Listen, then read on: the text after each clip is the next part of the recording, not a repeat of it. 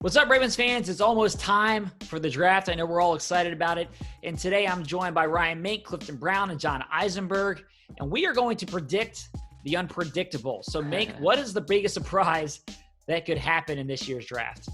I think it's if the Ravens take a running back, and that running back would most likely be Georgia's DeAndre Swift. Here's a player that a lot of the pundits at least say is a top 20 talent.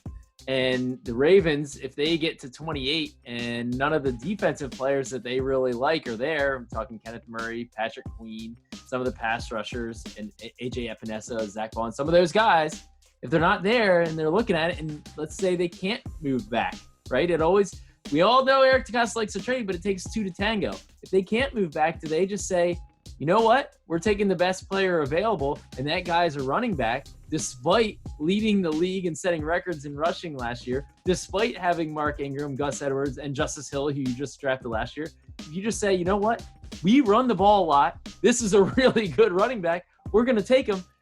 It would be surprising, obviously, given what you have, but I don't think that it's something we can rule out. I mean, the Ravens do have 5 picks, I believe, in the first two days. That's great. It's a lot. They also have needs. We've talked a lot about the various positions they could fill, but almost every year, they do let the board do their talking for them. They draft to the board, and sometimes they go through a draft and they don't wind up. They'll take the player that's there. They will leave a position unfilled, for lack of a better term. Sometimes it happens. Say, they really want a pass rusher this year, but they go through the process and there's no pass rusher there. Well, and then you get to day 3, they haven't done it.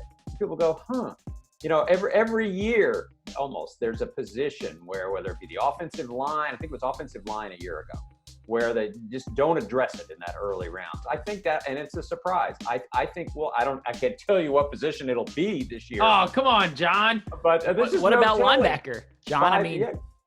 What about that I think possibility? Could they not take one of those early linebackers? Maybe that's the spot that doesn't get addressed.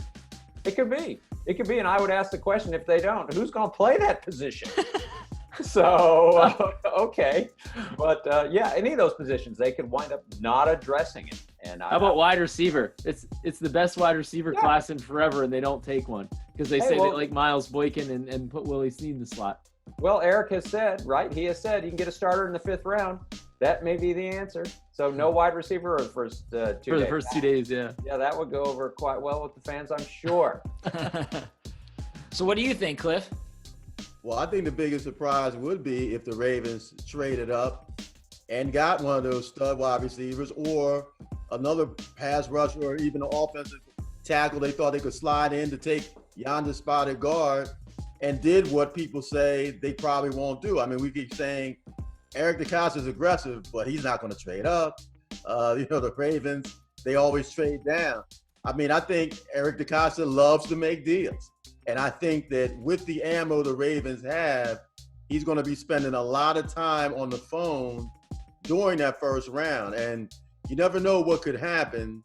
I think the Ravens, even though they don't have to gamble and make a bold move, that Eric DeCosta is the type of guy that if he feels he can get a dynamic player and he feels that the Ravens could be a difference maker right away, I can't totally rule it out. So I would love to see it, just because to me it would make the draft even more fascinating and obviously would create a lot of buzz. So to me, that would be the biggest surprise if that did happen. Yeah, that's where I'm at. I think moving up to take a player, one of those receivers would be the most surprising. And that would be kind of the ultimate example of Eric DeCosta throwing everybody off the scent during the pre-draft presser. I asked him about CeeDee Lamb because he's somebody who I think would be an incredible fit for this offense, putting him next to one of his good buddies, Hollywood Brown. That would just be a dream come true of Mark Andrews. Whew, that'd be a scary offense right there. And Eric said, I think he's going to be long gone. And he talked so much about how he loves picks and how he wants to accumulate picks and how he loves trading back. What if all that's just a smokescreen and then all of a sudden the Ravens make a move that shocks everybody, kind of like the Steelers did last year?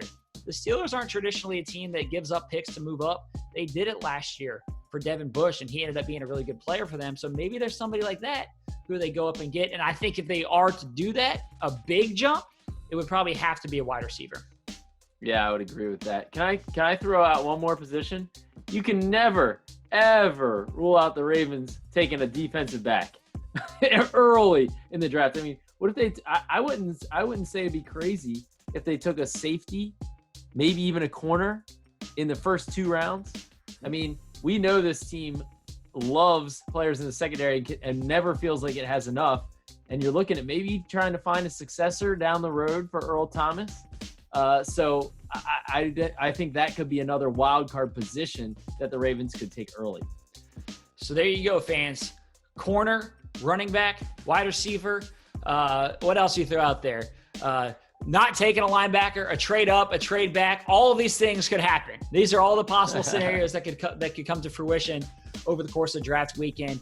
And we want to make sure you know about our virtual draft experience. It's going to be an incredible way to experience the draft on our website and our app, our CTV app, our social media channels. Just a great way to experience everything that's happening on draft weekend. So stay tuned for that. Thanks for watching, and we'll see you guys later this week.